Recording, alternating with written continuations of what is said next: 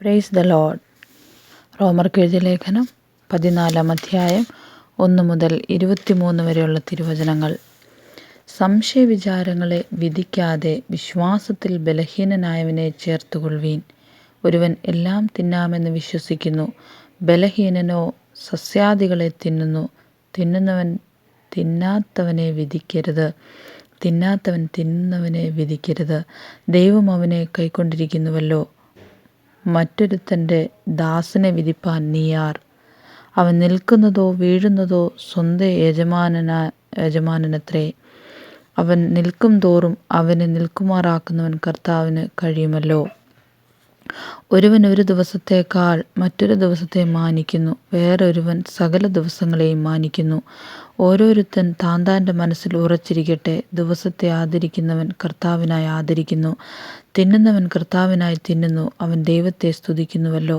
തിന്നാത്തവൻ കർത്താവിനായി തിന്നാതിരിക്കുന്നു, അവനും ദൈവത്തെ സ്തുതിക്കുന്നു.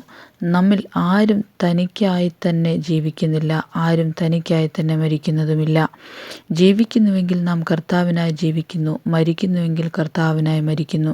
അതുകൊണ്ട് ജീവിക്കുന്നുവെങ്കിലും മരിക്കുന്നുവെങ്കിലും നാം കർത്താവിനുള്ളവർ തന്നെ. മരിച്ചവർക്കും ജീവിച്ചിരിക്കുന്നവർക്കും കർത്താവാകേണ്ടതിനല്ലോ ക്രിസ്തു മരിക്കുകയും ഉയർക്കുകയും ചെയ്തത്. എന്നാൽ നീ സഹോദരനെ വിധിക്കുന്നതെന്ത്? അല്ല, നീ സഹോദരനെ ധിക്കരിക്കുന്നതെന്ത്? നാം എല്ലാവരും ദൈവത്തിൻ്റെ ന്യായാസനത്തിന് മുമ്പാകെ നിൽക്കേണ്ടി വരും. എന്നാണേ എൻ്റെ മുമ്പിൽ എല്ലാ മുഴങ്കാലും മടങ്ങും, എല്ലാ നാവും ദൈവത്തെ സ്തുതിക്കും എന്ന് കർത്താവ് അരുളി ചെയ്യുന്നു എന്നെഴുതിയിരിക്കുന്നുവല്ലോ. ആകയാൽ നമ്മിൽ ഓരോരുത്തൻ ദൈവത്തോട് കണക്ക് ബോധിപ്പിക്കേണ്ടി വരും. അതുകൊണ്ട് നാം ഇനി അന്യോന്യം വിധിക്കരുത്. സഹോദരൻ ഇടർച്ചയോ തടങ്ങലോ വയ്ക്കാതിരിപ്പാൻ മാത്രം ഉറച്ചുകൊള്ളുവീൻ. യാതൊന്നും സ്വതവേ മലിനമല്ല എന്ന് ഞാൻ കർത്താവായ യേശുവിൽ അറിഞ്ഞും ഉറച്ചുമിരിക്കുന്നു. വല്ലതും മലിനമെന്ന് എണ്ണുന്നവനു മാത്രം അത് മലിനമാകുന്നു. നിന്റെ ഭക്ഷണ നിമിത്തം സഹോദരനെ വ്യസനിപ്പിച്ചാൽ നീ സ്നേഹപ്രകടനം നടക്കുന്നില്ല. ആർക്കു വേണ്ടി ക്രിസ്തു മരിച്ചുവോ അവനെ നിന്റെ ഭക്ഷണം കൊണ്ട് നശിപ്പിക്കരുത്. നിങ്ങളുടെ നന്മയ്ക്ക് ദൂഷണം വരുത്തരുത്. ദൈവരാജ്യം ഭക്ഷണവും പാനീയവുമല്ല, നീതിയും സമാധാനവും പരിശുദ്ധാത്മാവിൽ സന്തോഷവുമത്രേ.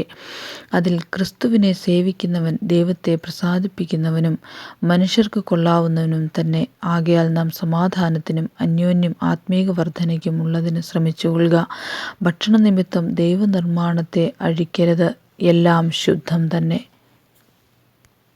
എങ്കിലും ഇടർച്ച വരുത്തുമാറ് തിന്നുന്ന മനുഷ്യന് അത് ദോഷമത്രേ.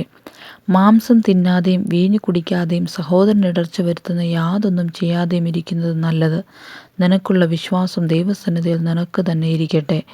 താൻ സ്വീകരിക്കുന്നതിൽ തന്നെത്താൻ വിധിക്കാത്തവൻ ഭാഗ്യവാൻ. എന്നാൽ സംശയിക്കുന്നവൻ തിന്നുന്നുവെങ്കിൽ അത് വിശ്വാസത്തിൽ നിന്ന് ഉത്ഭവിക്കായകൊണ്ട് അവൻ കുറ്റക്കാരനായിരിക്കുന്നു. വിശ്വാസത്തിൽ നിന്ന് ഉത്ഭവിക്കാത്തതൊക്കെയും പാപമത്രേ. ആമേൻ.